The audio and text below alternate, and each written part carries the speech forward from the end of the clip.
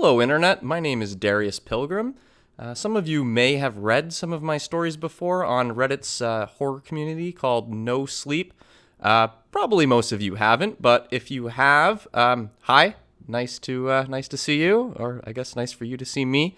I'm going to be reading one of my stories. It's actually the first story I ever posted that got any traction, I guess successful, at least what I would call successful for me. It's one of my favorites. I've always been a fan of outer space, the mystery, the space race, the lost cosmonaut story. If you've never heard of that before, check it out on YouTube. There's some pretty cool stuff. I won't give away too much of the story right now, but I do want to let you know I'm a complete amateur. This is the first time I've ever used this camera. This is the first time I've ever used this microphone. I have no idea what I'm doing, really. This is mostly just a test. If it works, I'll probably record some of my other stories as well. This one is currently an ebook. It can be found on Amazon, the entire thing, so I'm going to probably record these in a few parts, but if you want to skip ahead and read the whole thing, or if you would just like to support me, I would greatly appreciate that. I'll post a link on the YouTube description here with some information that you can check out if you'd like to. But anyways, enough with the talking. Let's get right to the story. All right, here we go. You'll probably see me drinking some water. You'll have to forgive me. I'm just going to try to do this all the way through without really stopping or editing or anything. So like I said, this is just a test. We'll just see how this goes.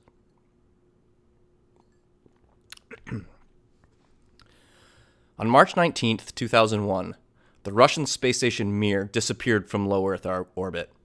There was no collision or explosion. 1 minute was there, and the next it wasn't. For 24 panicked hours, a select group of scientists, intelligence agents, and government officials worked tirelessly to figure out what had occurred, while simultaneously preventing the general public from discovering that anything had happened at all. Exactly 1 day later, Mir reappeared in the precise location it had last been observed. It was relatively unchanged, but for one major exception. The space station, which had been unoccupied for months in preparation for deorbiting, was now inhabited. The fact that you've never heard of this event proves the cover-up was successful. Determining the cause of the anomaly, including what happened aboard Mir during those 24 hours and went missing, is an entirely different matter. I know all this because I was part of it. I was there in Roscosmos, mission control room on that fateful day in March so long ago. Never told a single soul this story, but I'm an old man now and my time left on this planet is short and growing ever shorter.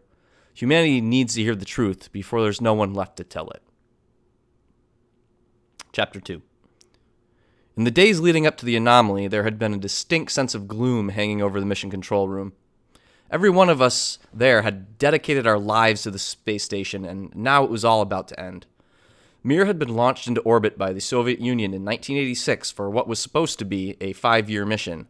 Now, 15 years later, the plucky space station that had survived the end of the Cold War and the collapse of the USSR was showing its age. It was cluttered, dirty, worn, and rapidly deteriorating when the Russian government finally decided to divert all its funds and manpower to the newly constructed International Space Station. It was the right decision, but that did nothing to lessen the sting. Like Sputnik before it, Mir held a special place in the heart of every Russian who had ever looked up to the stars and dreamed of what was out there. Multiple attempts were made by various private organizations and individuals to fund the continued existence of the station, or even buy it outright. One company even tried to purchase Mir and turn it into a permanent orbital movie and television station. In the end, it proved too expensive to be feasible, leaving us, a skeleton crew of scientists, astronauts, and engineers, to despondently monitor the last few days of the station's existence. It was like watching a beloved family member wither away in hospice care. I was a member of the communications division of Mir Mission Control. Once a 25-member department, now dwindled down to just 6 essential personnel.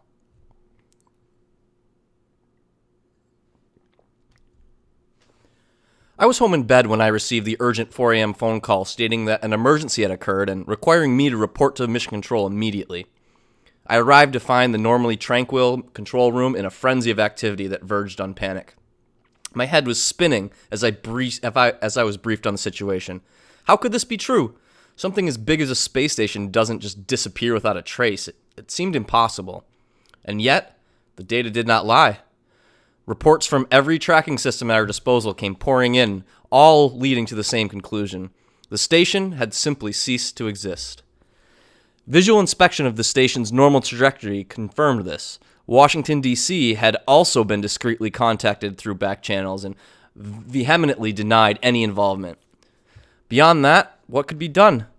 We activated every radio telescope we could get access to and hoped for a miracle. We even convinced the Americans to clandestinely use the Hubble telescope to aid in a visual search. But it was like looking for one particular grain out of all the sand on all the beaches of the entire planet. We all knew it. The day passed in a haze of coffee, cigarettes, and frustration. Then, 24 hours to the second after it went missing, Mir suddenly and inexplicitly reappeared as if we had collectively wished it back into existence. The monitor showed the station there, intact and seemingly whole, where a moment before there had been nothing but an empty space and distant stars. A stunned silence engulfed the room, stretching out for what felt like hours. Then the radio crackled to life and I jumped in my seat, breaking the trance. Annoyed, I looked down at my screen to determine the source of the transmission and about fell out of my chair. We were receiving a radio transmission from an unmanned space station that had just reappeared as if by magic. It made no logical sense.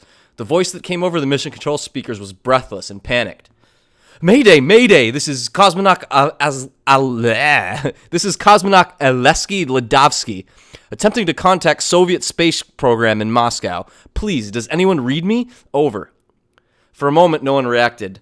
It felt like all the air had been sucked out of the room. My mind was reeling, trying desperately to maintain a grip on reality in this world of sudden insanity. Ladovsky. Alexei Ladovsky. The name registered with me. I'd heard it somewhere before, but I couldn't remember where. We looked at one another in confusion, no one wanting to take responsibility for the situation, no one knowing how to proceed. Finally, the director made his way to the communications station and took command. Roger, Cosmonaut, we read you loud and clear. This is Yuri Koptov, General Director of the Russian Space Agency. The soft hiss of static filled the room as we waited for a reply. Russian Space Agency? I do not recall... I'm sorry, I do not recognize your name, Mr. Koptev. Is Chief Designer Sergei Korolev with you? I would very much like to speak with him. I exchanged a confused look with the operator in the terminal next to mine, a small bespectacled man named Yaklov. Chief Designer Sergei Korolev was a legend, the founding father of the entire Soviet space program, and arguably the founder of modern astronomy as a whole. He had been dead for over 30 years. Director Koptev somehow kept his cool, not missing a beat.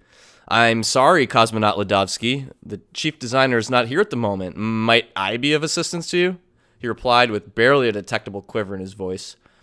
The only other sign betraying his trepidation was his hand, gripping the transmitter so tightly that his knuckles were turning a ghostly white.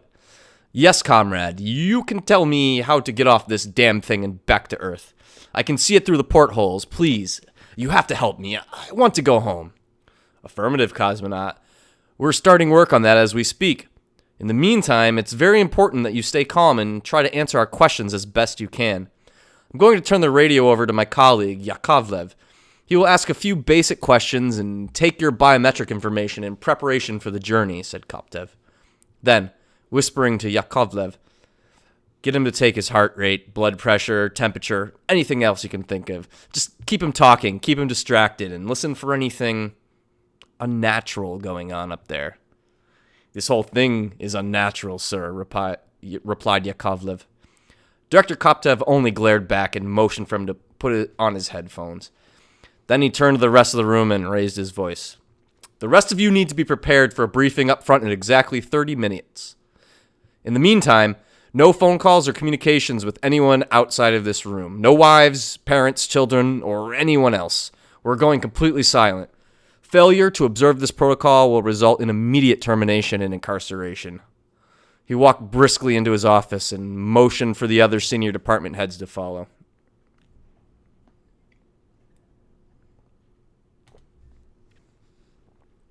A half hour later, we gathered in front of the mission control room under the large central screen. Director Koptev stood facing us, his countenance an emotionless mask. The sound of Yakovlev quietly speaking into the radio drifted up from the back of the otherwise silent room. Koptev cleared his throat.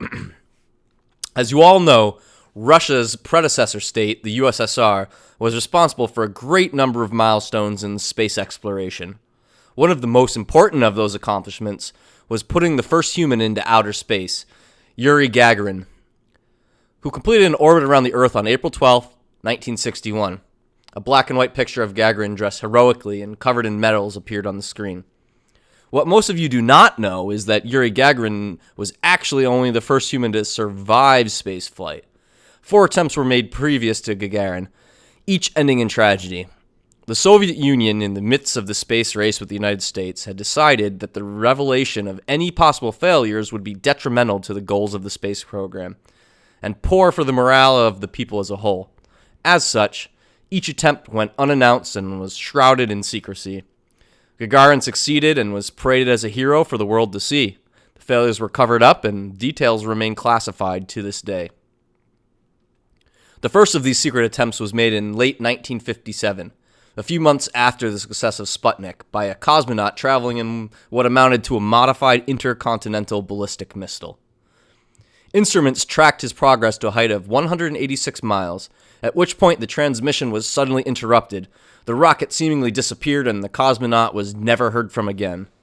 That man's name was Alexei Ledovsky. A series of gasps rose from the small crowd. I could feel my pulse thumping away in my temple. None of this made any sense.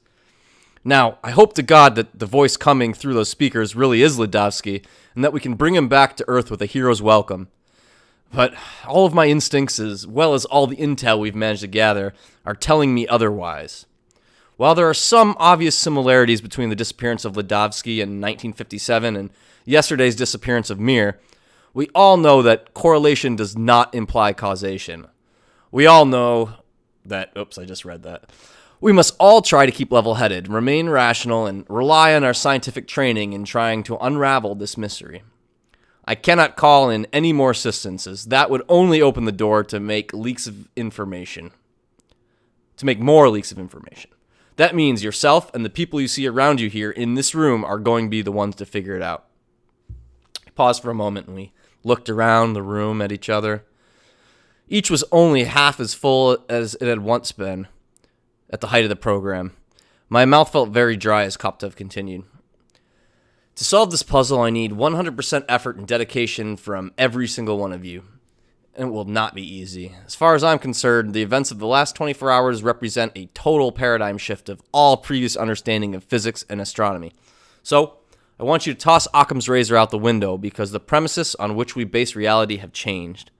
All possible explanations are on the table, even the seemingly irrational. No hypothesis should be discarded without thorough examination. This is scientific discovery at its purest. This is what the Russian was born for. It goes without saying that a lot more than the fate of one cosmonaut is at stake. Awed silence filled the room as the gravity of the situation settled on each of us. My chest felt heavy and my throat tight. Director Koptev took a seat and Marakov, the head of tracking communications, took his place center stage. The central screen changed to a familiar image of the Mir space station.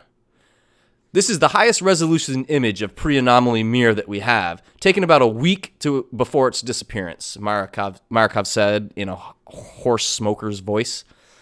And here's an image of Mir currently. The picture changed over to one that looks superficially similar, though something was clearly off. The screen switched again, now showing both images side by side. After a few seconds of study, the differences were obvious. In the newer image, the coloration of the space station was far darker, almost as if it had been coated in a layer of soot. Deep scratches and dents covered its surface like old scars, where previously there had been only a moderate amount of superficial blemishing. Many of these solar arrays were broken and twisted, and some of the modules showed cracks and other signs of wear. Few were even missing. Another thing that struck me as odd were the porthole windows, clear and reflective in the first image, completely darkened in the second, as if someone had taped black construction paper to the inside of each of them. This was clearly a very changed space station from the one that had disappeared the day before.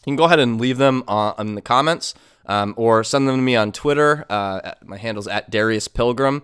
And I'll try, there's going to be a few chapters of this, but I'll try at the end maybe to do a little Q&A, and if you have any questions, I'll be happy to give you an answer to the best of my ability.